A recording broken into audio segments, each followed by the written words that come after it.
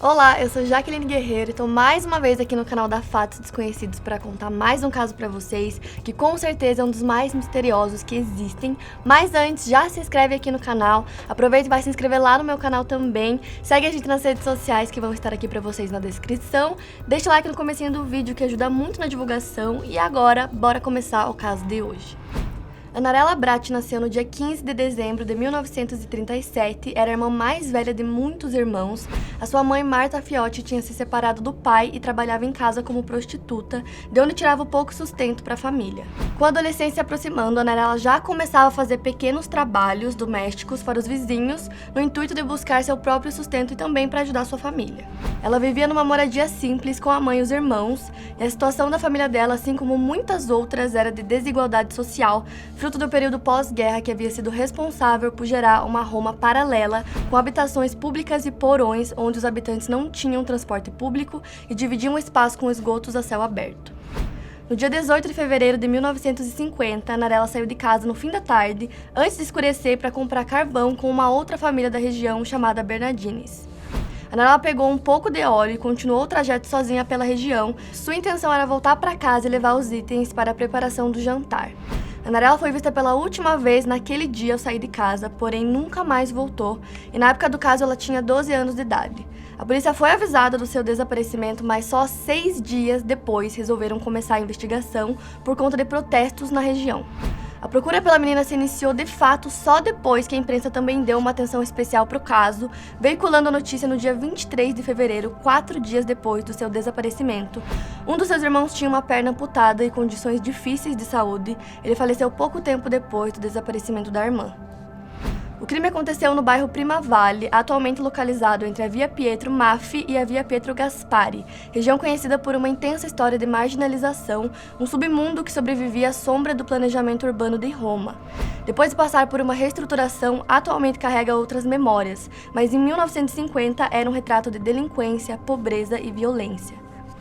Então, uma garota de periferia desaparecida não era algo que chamasse atenção para a sociedade romana, ainda mais tratando de um bairro onde as autoridades fingiam não ver toda a criminalidade que acontecia por lá. Então, no início, ela foi considerada apenas uma jovem desaparecida na zona rural do norte de Roma, que era constantemente cercada por crimes. Ao contrário do que se esperava, o caso Anarela Bratti começou a ganhar muita visibilidade, primeiramente nas proximidades do bairro onde ela morava, e posteriormente se expandiu por toda a capital. A polícia se sentiu pressionada a investigar a fundo o desaparecimento, então o bairro inteiro foi vasculhado e a cidade toda parecia cooperar com informações sobre o paradeiro da criança. Quando ela desapareceu, a ideia de que teria fugido não fazia sentido nenhum, primeiro porque ela não tinha para onde ir, pois ela morava longe com os outros 2 irmãos mais novos, e aí o tempo foi passando, a pressão da sociedade por uma solução aumentava cada vez mais, então as buscas se intensificaram para tentar encontrar ela de uma vez por todas. No final de fevereiro, Mariano Bratti, um dos irmãos da Anarela, disse ter encontrado uma roupa íntima da menina nas proximidades. Não ficou claro para a polícia como que ele teria encontrado essa roupa, mas a descoberta levou a polícia a conduzir a investigação de forma centralizada naquela região específica onde ele encontrou. A opinião pública estava cada vez mais forte, até que um barão rico chegou a oferecer uma recompensa de 300 mil liras, moeda oficial italiana que antecedeu o euro, para quem conseguisse encontrar a Anarela ou que soubesse qualquer informação sobre o caso. No mês seguinte, em março, o avô da Anarela disse ter tido o pressentimento de que a criança estaria no fundo de um poço. Ele até afirmou que o espírito da Anarela o guiava. Foi aí que começaram a procurar por ela em todos os poços da região, que eram usados apenas para irrigação. Na noite do dia 3 de março, o corpo de Anarela Bratti é encontrado pelo avô a 13 metros de profundidade, em um poço entre a via Torre Vecchia e a atual via Cogoleto, com uma profunda lesão na cabeça e sem as suas roupas íntimas.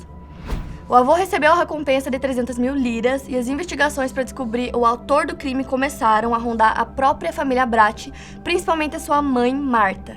Segundo as investigações, Anarela teria sido vítima de uma tentativa de estupro, na qual ela lutou contra, conseguindo resistir, porém o autor do crime a agrediu na cabeça com um ou mais golpes utilizando um objeto. Ainda viva, ela foi jogada no poço, morrendo por afogamento. Ela foi velada em um grande funeral pago por Roma, cerca de 100 mil pessoas compareceram.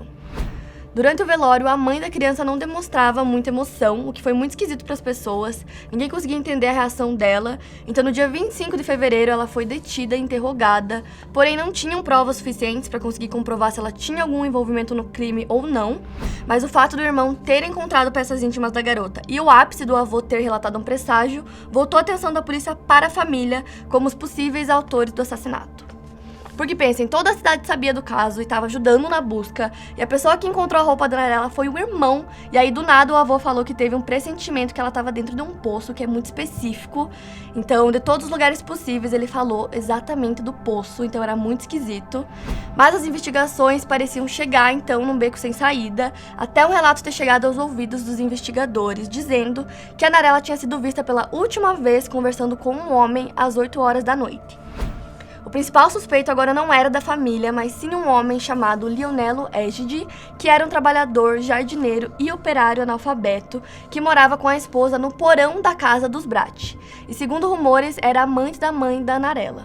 Ele já havia sido acusado por assédio de outras crianças com a mesma idade da Narella. No entanto, na noite do crime, ele afirmou estar em casa, álibi que foi testemunhado pela sua esposa. As investigações continuaram e, segundo relatos sobre fortes torturas, o Lionello Egidi confessou o crime. Para a polícia, o assassinato estava solucionado, mas a opinião pública não concordava. Segundo os moradores de Prima Vale, que estavam em protesto por conta do caso, o judiciário tinha cometido um erro. Então, durante o julgamento em primeira instância, em 1952, ele retirou sua confissão e foi absolvido por falta de provas. E, segundo ele, sua confissão foi fruto da violência das autoridades que estavam desesperadas para dar uma resposta às pessoas. Em 1955, um outro julgamento foi feito e dessa vez com uma nova testemunha, uma garota de 12 anos que acusava Lionello de tê-la assediado.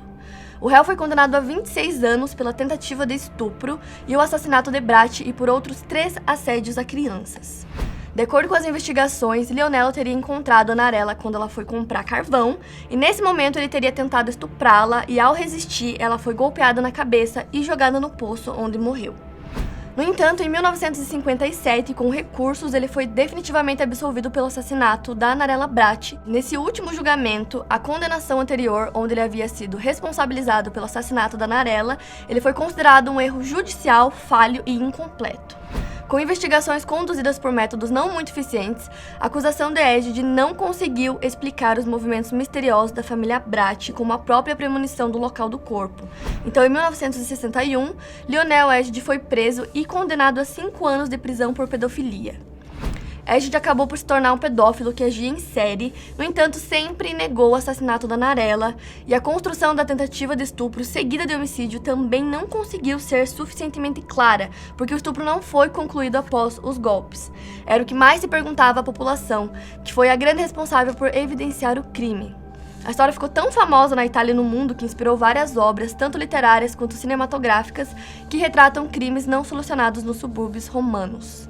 A memória do crime da Narella ainda vive pelas ruas do bairro Prima Vale e existem atualmente parques, murais e iniciativas que pretendem manter viva a memória de uma criança que viveu toda a sua vida com dificuldades e teve uma morte cruel.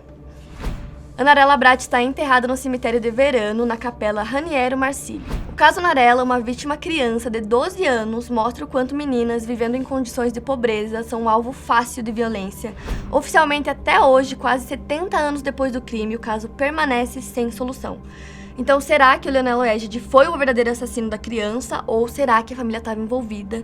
O que vocês acham que aconteceu? Deixa aqui nos comentários pra mim que eu quero saber a opinião de vocês sobre esse caso. Se você gostou, não deixe de se inscrever aqui no canal da Fatos. Aproveita e vai lá se inscrever no meu canal também. Nossas redes sociais vão estar aqui na descrição pra vocês. E eu vejo vocês no próximo vídeo da Fatos. Tchau!